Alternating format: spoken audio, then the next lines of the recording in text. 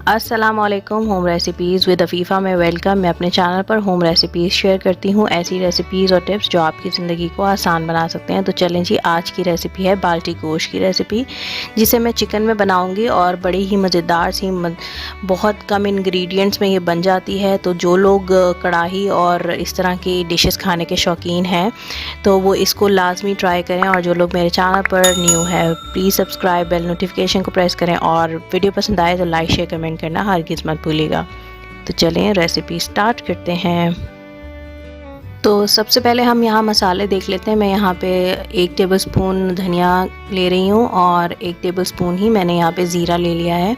इन दोनों को मैं मिक्स कर लूँगी क्योंकि मैंने इसको रोस्ट करना है, ड्राई रोस्ट। और ये हम साइड पे रख देते हैं, बाकी मसाले देखते हैं। तो यहाँ पे है मेरे पास हल्दी पाउडर 1 टीस्पून, और लाल मिर्च का पाउडर है जिसको मैंने कूट ली थी, क्रश कर ली थी, तो ये पाउडर फॉर्म में आ गई है, 1/2 टीस्पून। यहाँ पे चला जाएगी 1 टीस्पून काली मिर्च पाउडर, और नमक हस्बे ज़ायक़ा। आप नमक शुरू में कम इस्तेमाल किया करें, फिर बाद में अगर लगे तो ज़्यादा डाल सकते हैं। तो यहाँ पे अदरक और लहसुन का पेस्ट है जो कि 1 टेबलस्पून के बराबर ले लिया है। अब यहाँ में मैं एक पैन में ये जो मैंने धनिया और ज़ीरा था उसको डाल के और ड्राई रोस्ट करना है। बहुत ही लो फ्लेम पे आपने ड्राई रोस्ट करना है, ये जलना नहीं चाहिए। इसमें अच्छी सी खुशबू आने लगे तो इसे उतार लें और फिर पीस लें। तो यहाँ चिकन ले लिया है 450 ग्राम, और इसके छोटे छोटे पीसेस करवा लें या जो भी आपकी मर्ज़ी हो। और यहाँ पे मैंने चॉप कर लिए थे टमाटर।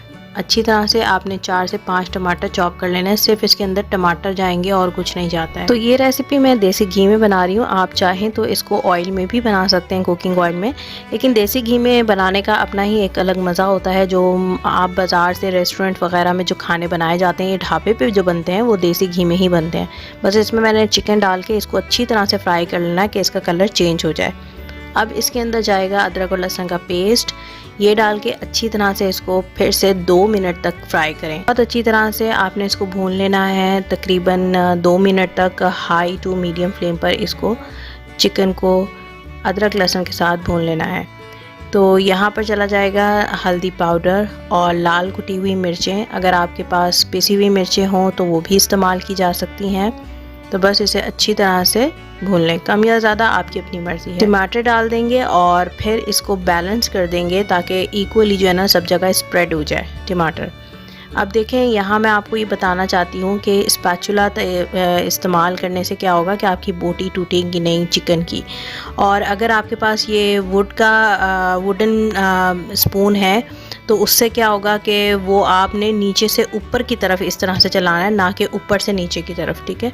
देखिए इस तरह से अगर आप चलाएंगे ना तो इससे बोटी बिल्कुल नहीं टूटेगी, क्योंकि चिकन जो होता है ना वो जल्दी गल जाता है। और फिर जब हमारे पास अक्सर कढ़ाइयाँ ऐसी होती हैं कि उनकी बोटियाँ ना टूटी हुई होती हैं, तो बिल्कुल आपने इसको ऐसे नहीं पकाना है। 5 मिनट तक इसको पकने के लिए छोड़ देंगे और देखें कितना अच्छा पानी जो है ना टमाटर ने रिलीज़ कर दिया है।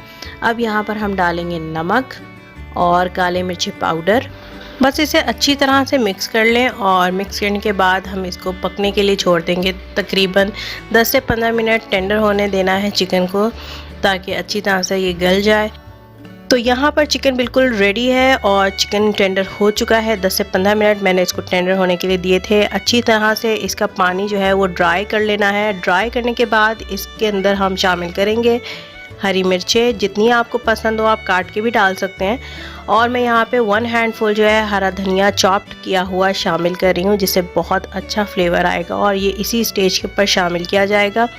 हरा धनिया भी आप जो है वो ज़्यादा डालें। और यहाँ पर रोस्टेड मसाला जो ज़ीरा और धनिया का मैंने बनाया था वो जो है लाजमी शामिल करना है, वो एंड में शामिल करेंगे, और फिर इसको सिर्फ 2 से 3 मिनट तक दम देंगे और ये रेडी है। इसको आप गरम गरम कुलचों के साथ खाएं, बड़ा मज़ा आएगा। तो देखा आपने कितनी आसानी से, झटपट से, बहुत ही कम मसालों में ये बाल्टी गोश्त रेडी हो गया है। चिकन में हमने आज इसको ट्राई किया था, आप इसको मटन या बीफ में भी बना सकते हैं। गरम गरम कुलचों के साथ या नान के साथ या तंदूरी रोटी के साथ इसे ज़रूर खाएं। कोई भी दावत हो उसमें आप बनाएं, आपके मेहमान लाजमी खुश हो जाएंगे। तो चलें, चलती हूँ, दुआ में मुझे याद रखिएगा। मेरे चैनल होम रेसिपीज़ को सब्सक्राइब, लाइक, शेयर, कमेंट और बेल आइकन को दबाना हरगिज़ मत भूलिएगा।